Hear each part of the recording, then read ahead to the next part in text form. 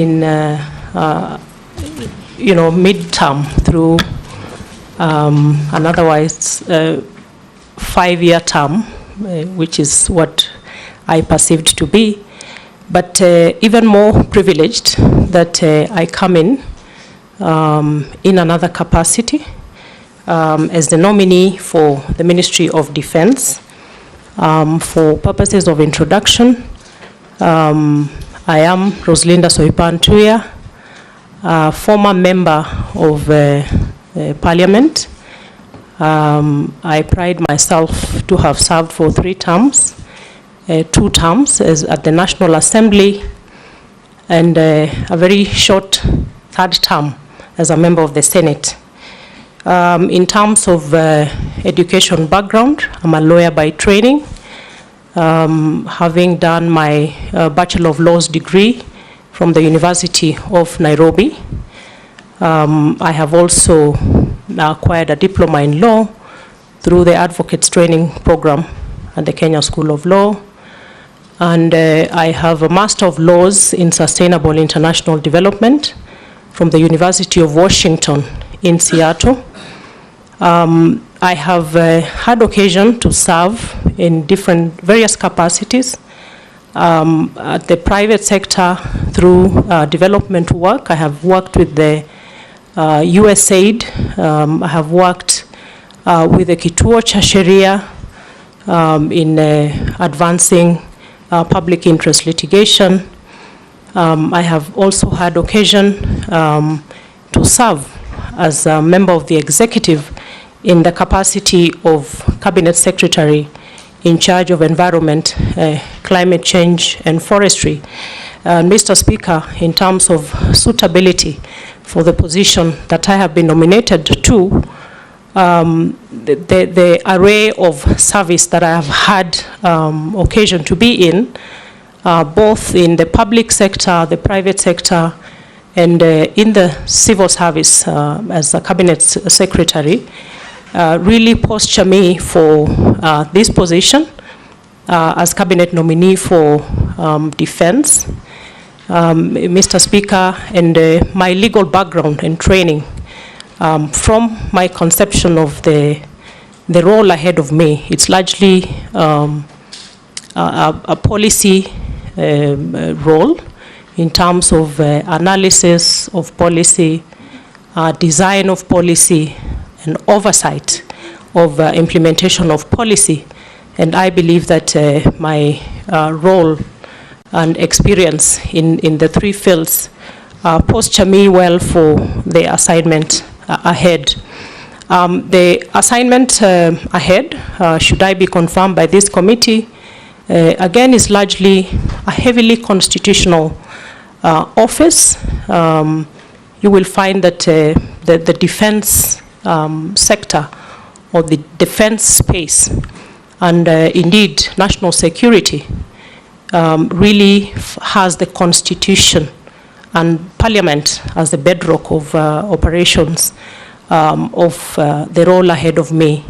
So in appreciating and thanking His Excellency the President William Ruto for nominating me for this position, I believe that I have the requisite experience and training for the job. Thank you. Thank you.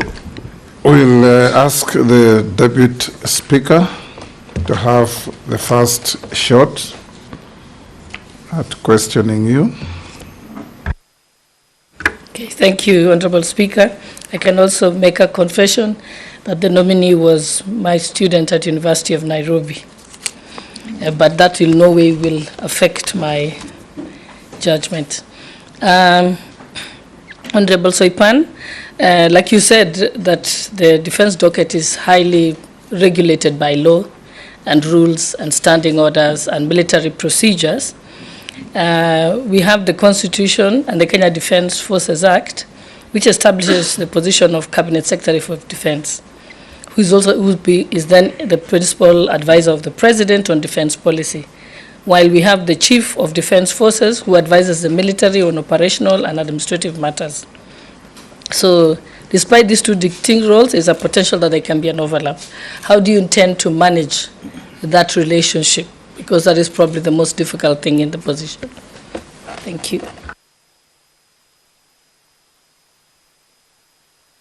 Soipan, and we expect concise and precise answers. Thank you, Mr. Speaker. In terms of my role as CS for Defense, upon confirmation by this committee, I understand my role as being that of principal advisor to the President on matters of policy, also a heavy advisory role to Parliament on matters policy formulation, assessment of the capabilities of the Kenya Defence Forces, and any attendant action to ensure maximization of our capability.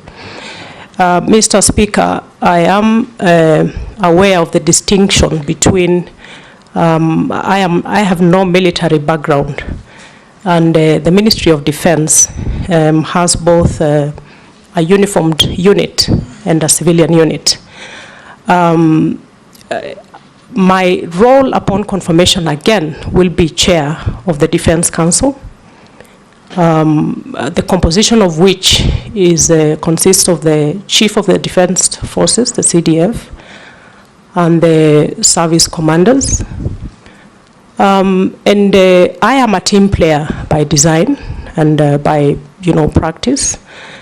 I am also very consultative in my leadership philosophy, and this is a skill set that I will have to employ heavily in terms of the need to understand the operational and administrative role of the uniformed side of the ministry for complementarity, but also to give me a competitive edge in terms of bringing my expertise from the civilian aspect, borrowing and learning from the uniformed aspect, so that my advisory role on policy is going to be Der Pitbull Skull Shaver hat eine Akkulaufzeit von 90 Minuten. Seine Klingen passen sich perfekt an deinen Kopf an, damit du keine Kerben oder Kratzer bekommst, und sie halten für ganze 90 Rasuren.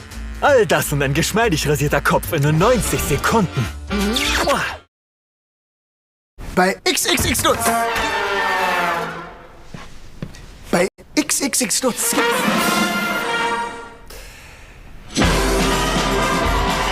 XXX Lutz feiert das größte Jubiläum. Being one among the lucky 10 or so who were reappointed after the dismissal, what would you tell us would be at least one of your key achievements as Minister for Environment and Climate Change before the dismissal? And also Kenya having hosted the African Climate Change Summit last year, and being one of the principal proponents of carbon markets trading. And that responsibility was in your office as Cabinet Secretary to enter into either multilateral or bilateral trading agreements for carbon credits. What would you say were your major achievements in that space in terms of trading carbon credits to be able to generate resources for our country? Thank you, Mr. Speaker. My role as Cabinet Secretary, Ministry of Environment. Well, reappointed after the dismissal, what would you tell us would be at least one of your key achievements as Minister for Environment and Climate Change before the dismissal, and also Kenya having hosted the African Climate Change Summit last year, and being one of the principal proponents of carbon markets trading. And that responsibility was in your office as Cabinet Secretary to enter into either multilateral or bilateral trading agreements for carbon credits. What would you say were your major achievements in that space in terms of trading carbon credits to be able to generate resources for our country? Thank you, Mr. Speaker. My role as Cabinet Secretary, Ministry of Environment, Climate Change and Forestry was one of them, beside being the overall leadership on policy matters in the ministry. The environment and climate change sector is one that is cross-cutting across many sectors, but also at the various two levels of government, both national and county governments. I pride myself in successfully coordinating the various players in the environment and climate change sector, to the extent that Honorable Majority Leader, the success of the Africa Climate Summit, for example, was really a global event that brought the world to Nairobi and required a lot of heavy coordination. My other key priority as a CS Ministry of Environment was our ecosystem restoration program, the 15 billion tree growing program, which again, I believe I attained a significant amount of success in rallying the country to appreciate, right from individual Kenyan levels to ministries, departments and agencies and the various levels of players to come together and rally around ecosystem restoration as a critical component of our climate action. The Africa Climate Summit was a success by all design, in that Kenya did a heavy lifting of a job in spotlighting the potential for Africa to become a very critical solution provider for the climate action, the globe over, and dispelling the prevailing portraying of Africa as a victim, as the underdog in terms of the area of climate action, and posturing Africa, Kenya, as part of a critical solution provider. In the issue of carbon markets, Honorable Speaker, again, it's a mark of success for me. Kenya is touted as the top leader in carbon trading in the region of Africa. But in terms of the transparency of it, how much it impacts the lives of everyday Kenyans, and how much of that profiling of Kenya as top in the carbon markets contributes to the GDP of the country was really not there. And what I did immediately I came into the ministry was focus on formulating a legal framework through amendment of the Climate Change Act to bring transparency, accountability, and bring out the issue of benefit sharing for communities around the carbon markets. And it is instructive to note that carbon trading is a very nascent space over the globe now as a form of innovative climate financing. And just immediately before I left the ministry, we had already set up structures ready for full implementation of the new legal framework around carbon trading, and I believe it's going to be of benefit to Kenyans. It's going to be of benefit to investors in the form of project proponents, and most importantly to communities. Thank you. Minority Leader, you skip? Yes, Nelson. As the chairman of Defense, Intelligence and Foreign Relations, I'll be directly oversighting you, Madam Soipan. In my two-term stint, If confirmed. If confirmed, I was going there. You guys are interrupting my apologies. If confirmed, my two stints in Parliament has allowed me to see 4 generals, both as just a member of Defense Committee and now as a chairman, and 3 cabinet secretaries. And the biggest issue, Madam Soipan, Honorable Soipan, has been the lack of appreciation from the civilian side of the military units and formation. They feel that the civilian side is overreaching and sometimes overbearing. They want to, you know, by the time someone becomes a general, it takes about 35 years of hard work and merit. Every step in the military is merited. And sometimes because of our, you know, short stints in the portfolios that we get, they have a feeling that sometimes the cabinet secretaries or the civilian side are overreaching. What do you think you will do differently, Honorable Soipan? Hold will take Naisula. Thank you, Chairman. Honorable Soipan, in your previous docket at the Ministry of Environment, you are at the forefront and very instrumental in the national tree growing campaigns.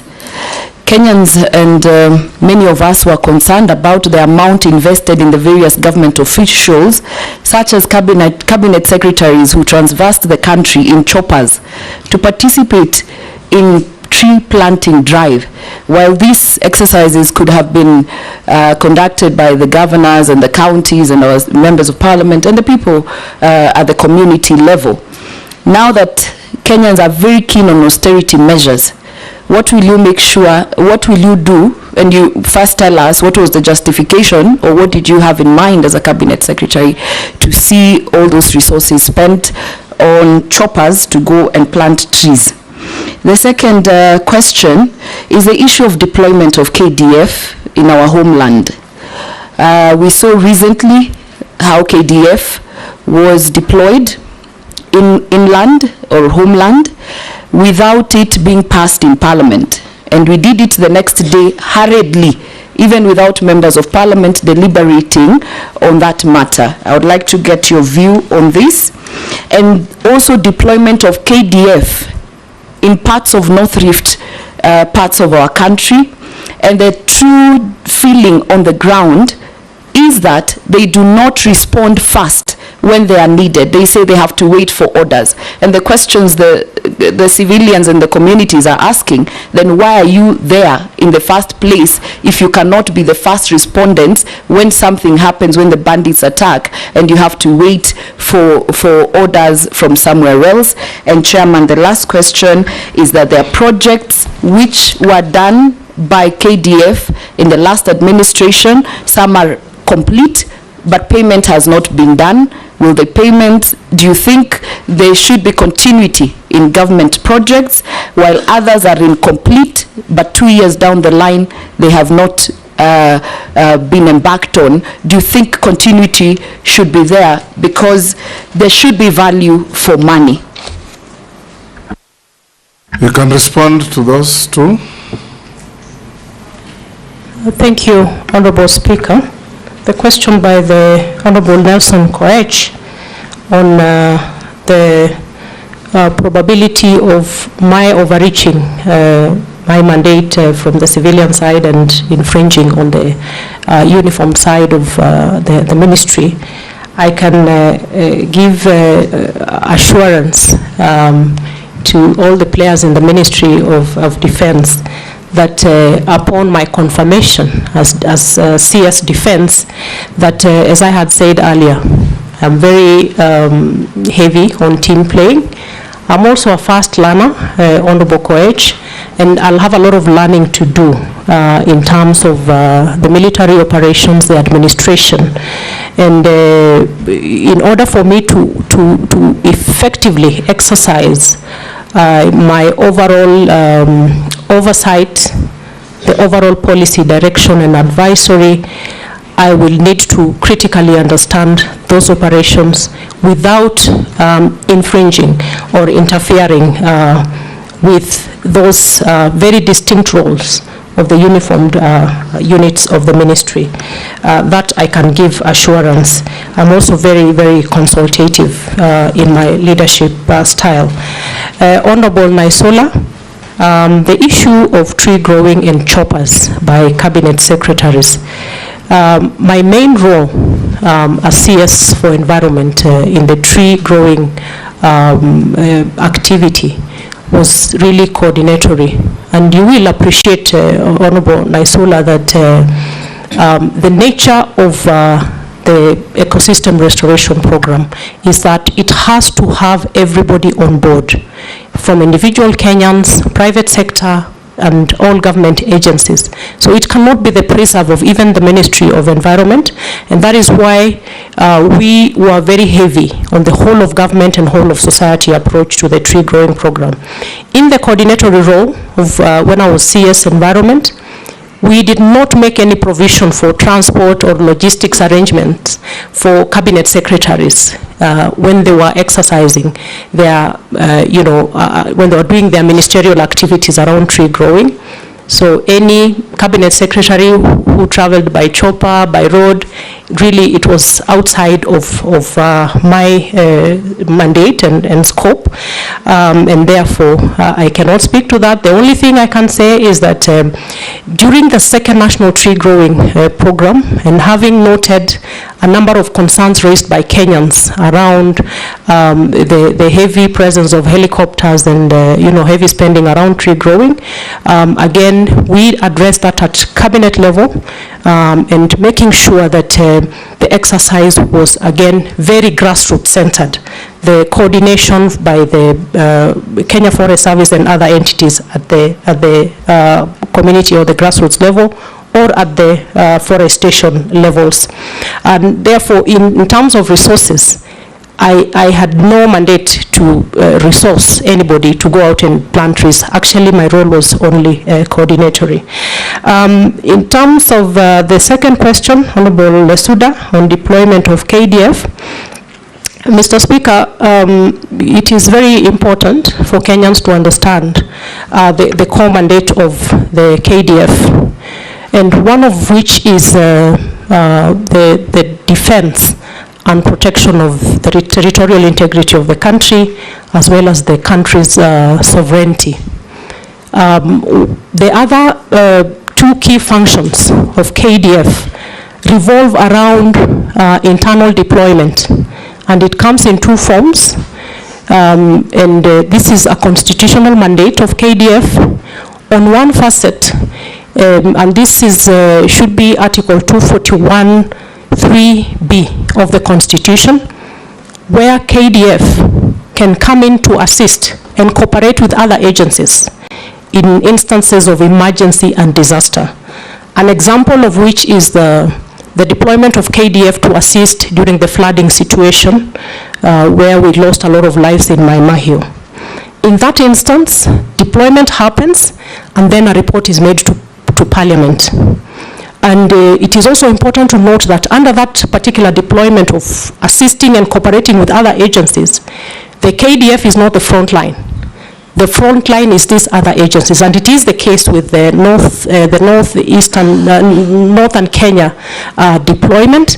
So these other agencies are the front line, and KDF comes in to assist and cooperate.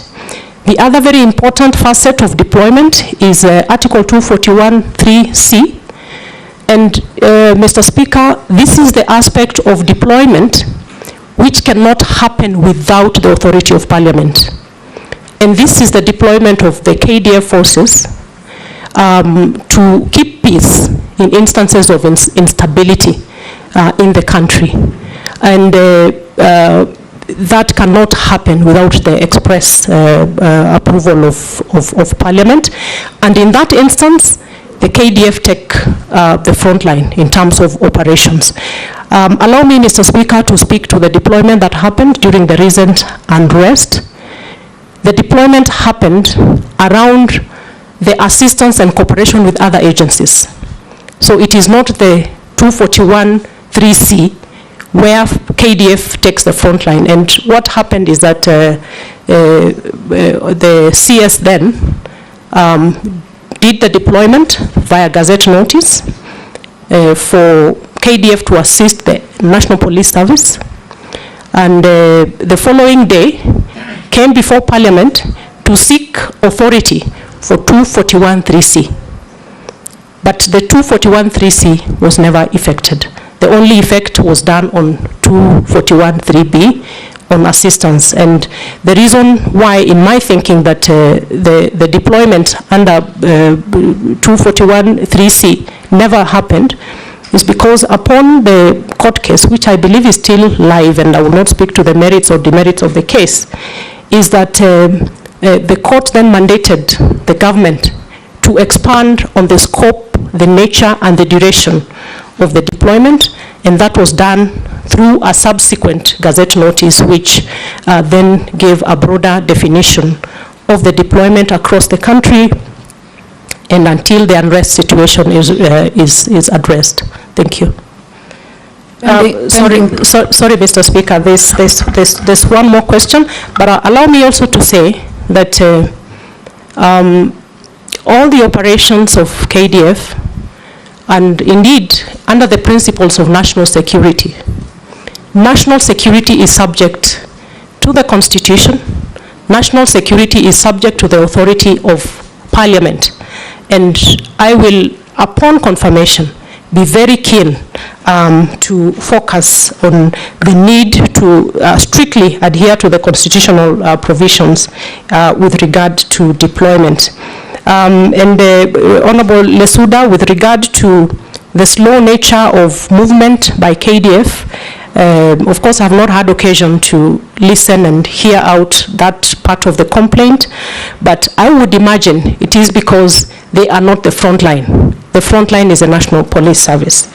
In terms of projects by KDF that are incomplete, the value for money issue, I can only say that I will defer a comprehensive response to this question, and also given that one of my mandates as CS upon confirmation is to assess and oversee the implementation of projects to ensure efficiency and proper utilization of funds, and with a close working relationship with the line committee of Parliament, these are issues that I should be able to address upon confirmation. Thank you. Proceed. Thank you, Honorable Speaker. To begin with, Honorable Speaker, and to the nominee, is an information that if you are confirmed, Honorable Soipan, if this the committee sees it fit and Parliament. Proceed, hold on. Soipan, the clerk wants your documents so that they can be able to check against what you send to us as we go on with the questions. If you can provide that, thank you. Go on, proceed. I thank you, Honorable Speaker. To the nominee, Honorable Soipan, I was saying, one is this North Rift conflict, which of course KDF were brought in accordance with the law. And of course you might remember, or in the discussion, West Pokot was the epicenter of all these issues for completely wrong reason. However, I wanted to remind you, if you are confirmed, that there are some few things which are going on.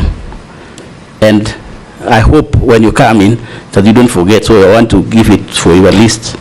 There are projects which were to be done. And absence of war, Honorable Soipan, through Honorable Speaker, is not necessarily peace. So maybe people in North Rift are waiting for those government interventions, right? And if they don't, I don't know what they're going to say. So there are two places which the government had not or have not completed deploying KDF. One is a place called Sokoto, and another one is called Kamele. This is epicenter of conflict in North Rift. I want you to note. 3 is opening of schools in all those areas. Can you imagine, as I talk to you, Honorable Speaker, there is a division called Second Division in North Rift, which has more than 6 schools where students don't go. You know, because nobody can go there because of insecurity. Now, one of our agreement with the leadership at that particular time that those schools were open and be done by KDF. That spans all the way from TRT, West Pokot, and something like that. So, Honorable Speaker, through you, I want the Honorable nominee to know that should she be approved by Parliament to take over.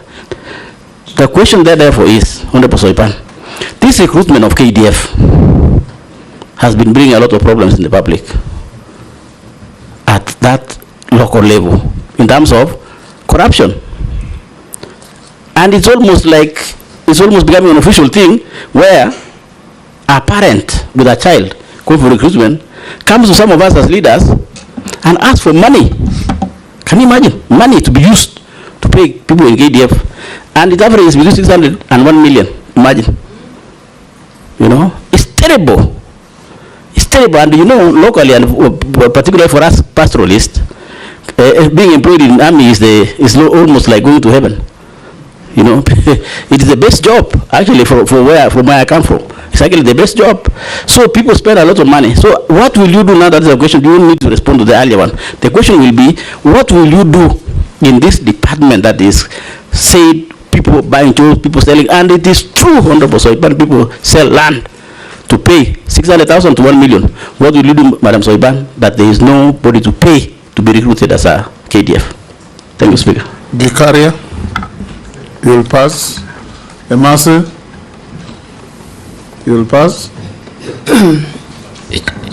Chairman, I just want to add on to what Honorable Kosing has said. And besides parting with money, even those recruits who are successful on reporting to training camps, a number of them are dismissed on flimsy reasons. It happened last year, and our constituents came to us. Our efforts to reach the CS were in vain. So we really want to know, because Kenyans are suffering. Again, I want to reiterate that recruitment into KDF has become a preserve of the rich people. The poor people will never get their children working in KDF. So if we approve you, are you going to make a difference? What is it you're going to do differently, so that opportunities are open and available to all Kenyans, irrespective of who you are and where you come from, or whether you have land to sell or not? That is a very serious issue. Honorable nominee, we need your response to that. Daud.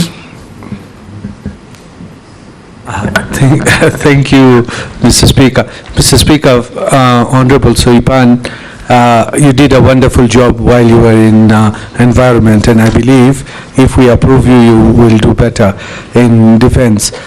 I just want to touch on 2-3 things which the defense forces were handling: Nairobi Metropolitan, the KMC, Kenya Meat Commission, and others, and they've got a very good engineering department.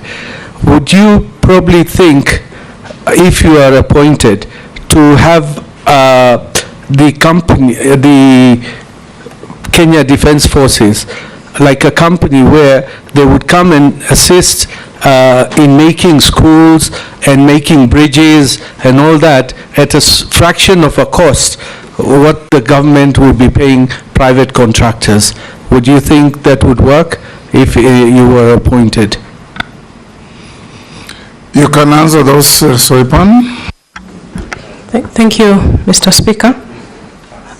I have noted the concerns raised by the Honorable Kosing on the epicenters of conflict in West Pokot County. And I promise Honorable Kosing, should I be successful in becoming the CS, I will focus on these concerns because of the critical nature of opening up the northern region. I believe opening it up for development and you know, all the infrastructure necessary for the livelihood support for the people of West Pokot will go a long way. On the issue of KDF recruitment, Mr. Speaker,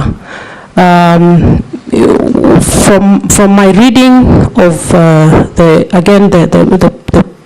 core principles of national security, the drafters of our constitution found it fit that the issue of integrity around recruitment of Kenyans to the Kenya Defense Forces would be a very core component of the national principles of national security, because the Constitution actually demands of the national security organs to ensure, to reflect the diversity of the communities of Kenya and ensure diversity in equitable proportions in the recruitment of Kenyans to the defense forces and other security organs. Mr. Speaker, when you see the enthusiasm around young Kenyans coming to front themselves to participate in the recruitment into the forces, I think it is a process we have to guard very seriously in terms of the integrity. And I want to assure members of Parliament, I want to assure Kenyans that being that this is an issue that has been so incessant, I have been a member of this House before, Mr. Speaker, and this is an issue that has kept on recurring over and again. And being that the chairman of the line committee on defense and national and foreign relations is a member of this committee, I can commit, Honorable Speaker, that I will take time to evaluate the standard operating procedures of the KDF recruitment process, and with a view to identify the gaps to make sure that we adhere to the strict requirement of the Constitution in terms of the integrity around the recruitment process, Mr. Speaker. When Kenyans front themselves to be in the front line of the defense of our country, it's only fair that we afford that opportunity on an equitable measure. So Honorable Emase and Honorable Kosing, I undertake to make sure that, again, we also need a lot of sensitization for Kenyans to know that you do not have to pay to be recruited into the KDF. I will look again at the SOPs around the recruitment, but it is also high time that we have a whistleblowing around these activities with a rapid response to issues of corruption and malpractices around the recruitment process. So, Mr. Speaker, it is my undertaking that it is an area of priority that I will look at, and should there be cases of malpractice from within, because it is from without the KDF, and in certain instances within the KDF, then appropriate action would be taken. Point of order, Speaker. Point of order. Yes, President. Honorable Speaker.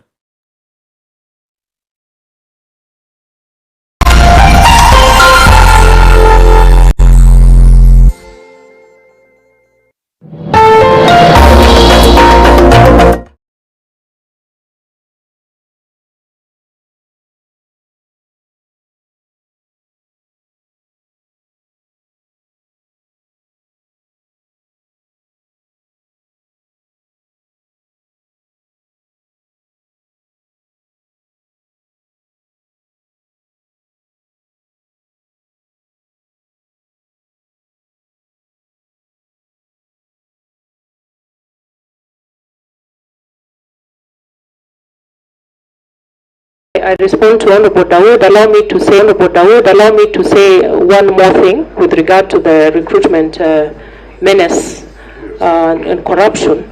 Mr. Speaker, should I be confirmed for this position, I will also be a member of the National Security Council, and as has been stated here, the issue of recruitment malpractices may not only be within the KDF, so this is an issue of grave national concern that I would endeavor within the operations of the National Security Council to raise it for proper redress.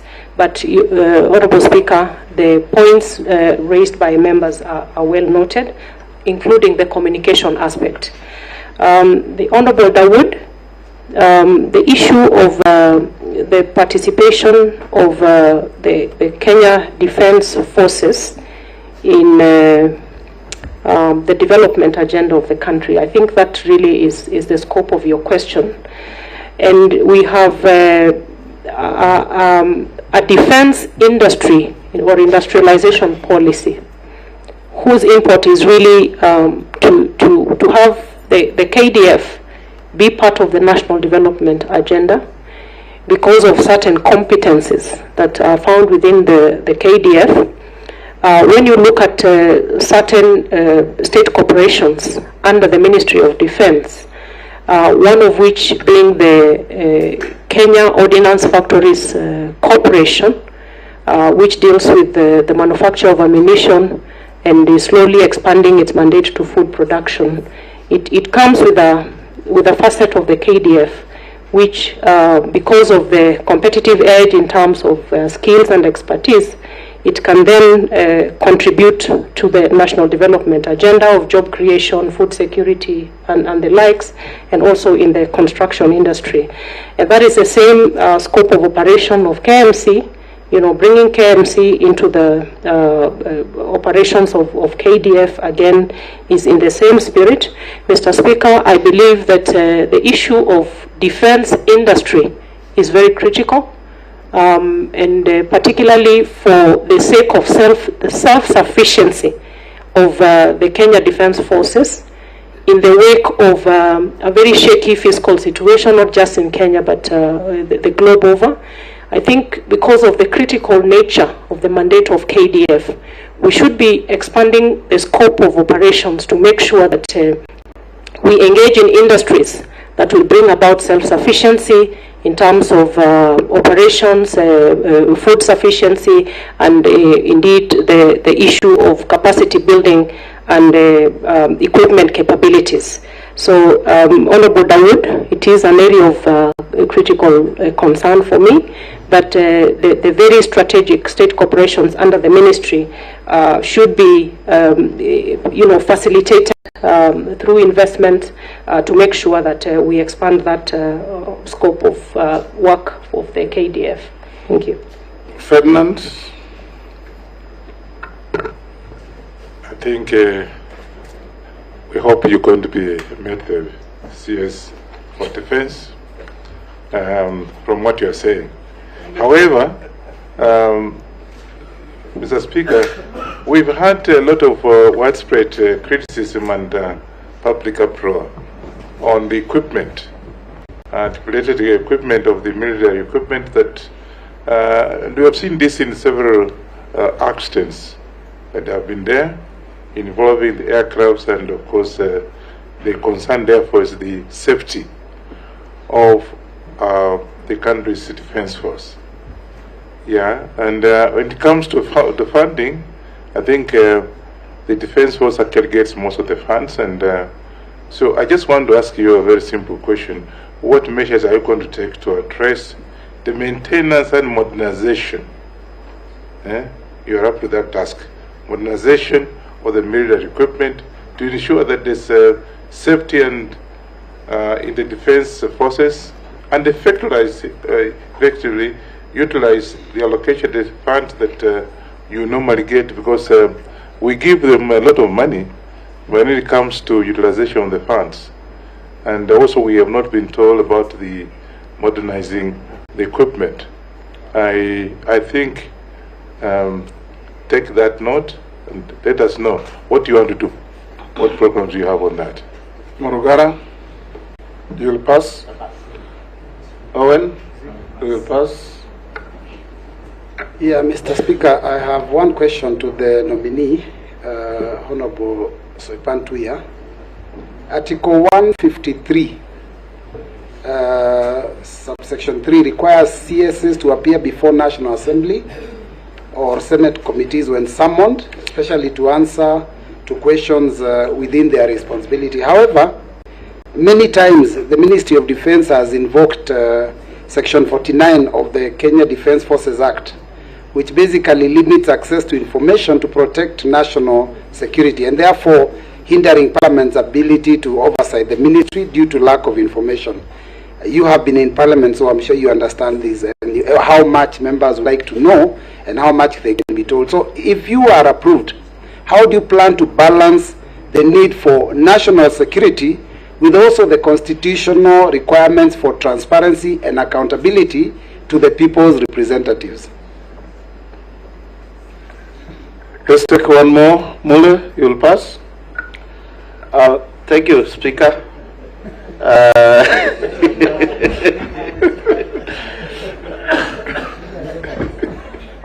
Thank you, nominee Honorable Soipan. I just want to declare my interest. She's a sister-in-law, and I want to find out from you, what is your vision of a better defense force in future in this country? Thank you. Those are short ones. We can take a fourth one. A third one, actually. Thank you very much, Honorable Speaker. Honorable Soipan, mine is just a simple question. If the House approves your nomination, you will be working with the Ministry of Defense, people who are moving fast and they want to be at the cutting edge. But there's clamor for Kenyans wanting deployment in the North Rift, South Rift, in Isiolo, and all that. But defense is really about the country. How would you see balancing that to external aggression vis-a-vis internal deployment? Thank you, Honorable Chairman. Shuria will pass. Mishi. Yeah, thank you, Honorable Chairman. Honorable Chairman, allow me to ask this question because so far I've buried so many young men in terms of what we call landmine. And I think, and I'm really pleading with my sister Soipan, if you accepted in this docket, please coordinate or rather collaborate with the Minister for Road and Infrastructure so that at least we save the lives of these young people. And lastly, what measures are you going to put to ensure you achieve gender parity in terms of key military position? Because right now most of them are dominated by men. I thank you, Honorable Chairman. Soipan.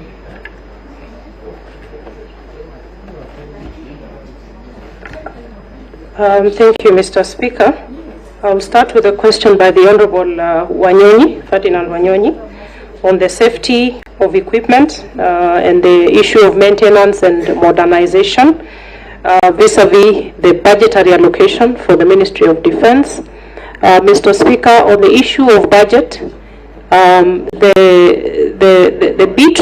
little bit of interaction with the budget of the ministry that I have had a chance to look at the moment, and maybe Honorable Koech would bear me witness, is that a big chunk of the budget that goes to the Ministry of Defense goes into recurrent expenditure. But that is an issue that I'm going to look into with the relevant ministry, committee, to make sure that I understand it well and posture myself for, ensuring value for money for any investment within the forces. With the issue of equipment, yes, it is a concern in the country, and it's not just the air, mostly the air assets, I believe, is what your question is focusing on. And again, as one of my mandates is to assess the maintenance and to ensure efficacy, efficiency of this equipment. And I'm going to be very keen on that, as guided Honorable Wanyonyi. Honorable Mbui, on the issue of Article 153 on appearance before the Committee of Parliament and the whole issue about access to information.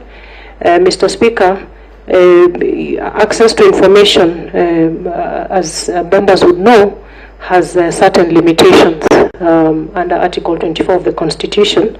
With regard, Article 24 read together with the sections of the Kenya Defence Forces Act with regard to classified information and information within the custody of the Kenya Defence Forces.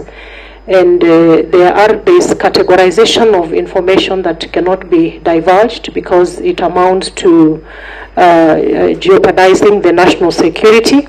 But Honorable Speaker, with regard to accountability and transparency, again, as CS, upon confirmation, I have the regulatory mandate to, regulate the issue around the operating procedures around what is classified and what it is that cannot be divulged out here.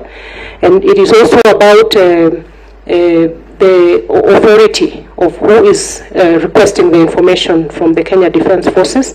But by all means, Honourable Speaker, the limitation cannot be used as a conduit to downplay the need for transparency and accountability.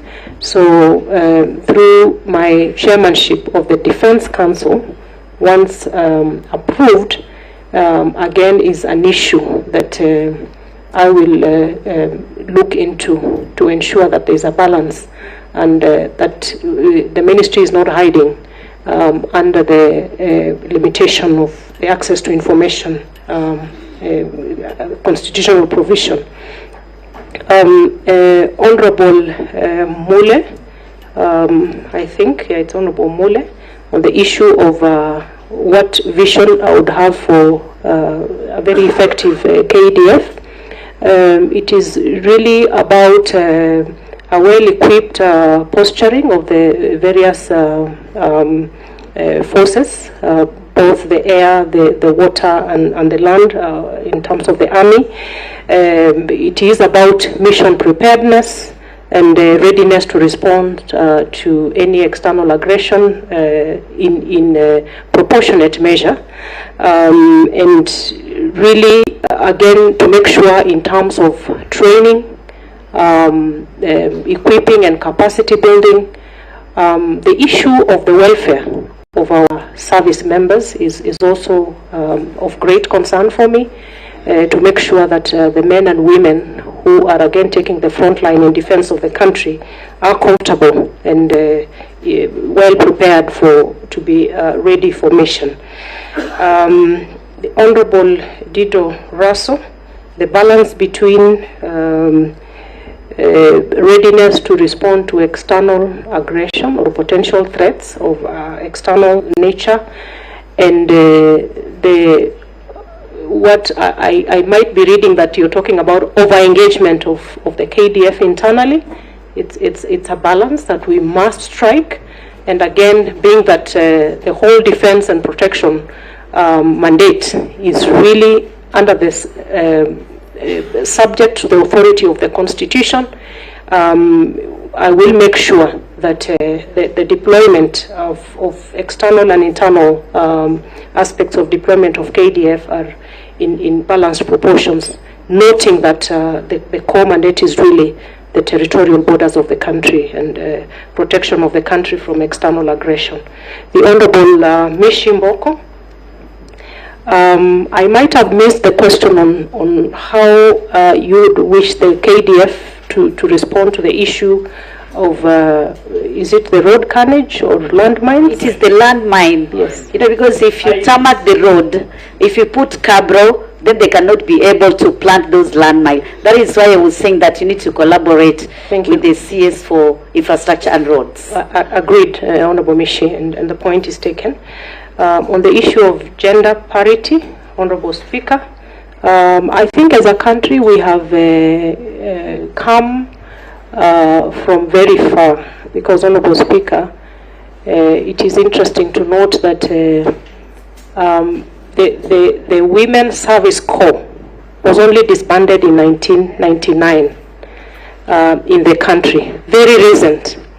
And the existence of the Service Corps meant that women were not integrated in the defense forces, that women in the force were not allowed to, their rights were really limited in terms of even marriage and childbearing and deployment, in operations. And I think we have come quite far, Honorable Speaker, but I have started reviewing the gender policy of the Ministry of Defense, and with a view to make sure that that progress that we made in the disbursement of the Women Service Corps is one that we will maximize to make sure that women find their space. For those that are intended on serving their country in the KDF are not limited in any manner, just the same way that we are saying for every other Kenyan, not just women. Thank you, Mr. Speaker. Mukami, you will pass. No, this time no. Go on. Thank you, Chair. As the Cabinet Secretary for Defense, you are the advisor to the President on defense policy, while the Chief of the Defense Forces advises on military, operational, and administrative matters. Despite this distinct role, there is a potential for overlap. What strategies will you implement to maintain clear boundaries between policy formulation and military operations? My sister, this is not an easy bucket. He did. Okay. The other question, I happen to be in the motor industry, and I realized that Ministry of Defense, you normally... Which industry? Motor, yeah. And I know the Ministry of Defense, you normally lease vehicles. And the government is spending billions and billions of money. And I'm wondering, is it really making value for money instead of you buying vehicles for the defense? Thank you. What are you going to do about it? How are you going to address it? Thank you, Speaker. Mine are just two quick ones. Honorable nominee, recently Kenya was designated as a non-member allied to the North Atlantic Treaty Organization. Could you explain what that means to the nation? And then secondly, I just wish to know if the Gazette notice, the deployment of the military to the streets to calm the protesters, is it live? And how long was it supposed to take? Thank you. Soipan. Thank you, Mr. Speaker. With regards to the question raised by the Honourable Member for Nyeri County, Honourable Mukami, it is around the value for money in terms of the practice of leasing as opposed to purchase of vehicles of the military. I will not venture much into it. It is an issue that I will have a look at in terms of what the prevalent situation is. But by all means, the point you raise is valid, that we should be looking at very efficient ways of expending our monies within the KDF. Honourable Speaker, the Honourable Caleb Amesi, the recent designation of Kenya as a major non-NATO ally by the US is one that we really should be proud of as a country. It places Kenya at a competitive edge in terms of bilateral engagements with the United States, and it comes with a lot of advantage in terms of access to equipment, access to training opportunities, and the general advancement of the defense cooperation between Kenya and the United States, and really the whole space around enhanced capability of our forces through defense cooperation with the United States. And just to say on the same light, Mr. Speaker, is that multilateralism is very important, bilateralism is very important, because Kenya has to play its part as part of the of a member of the larger community of states, again in the backdrop of a very dynamic geopolitical situation around security and defense matters. The question on the Gazette notice deploying the KDF, it is still live, and the time duration is until the normalcy is restored.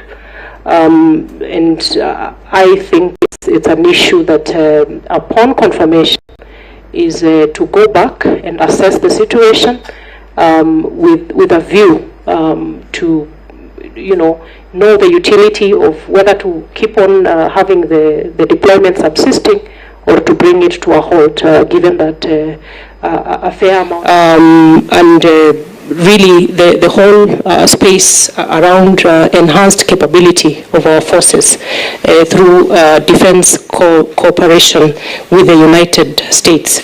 And just to say on the same light, Mr. Speaker, is that multilateralism is very important, bilateralism is very important, because Kenya has to play its part as part of the of a member of the larger community of states, again in the backdrop of a very dynamic geopolitical situation around security and defense matters. The question on the Gazette notice deploying the KDF, it is still live, and the time duration is until the normalcy is restored. And I think it's an issue that upon confirmation is to go back and assess the situation with a view to know the utility of whether to keep on having the deployment subsisting or to bring it to a halt, given that a fair amount of normalcy actually has been restored with regard to the recent unrest in the country. Thank you. Thank you, Soipan.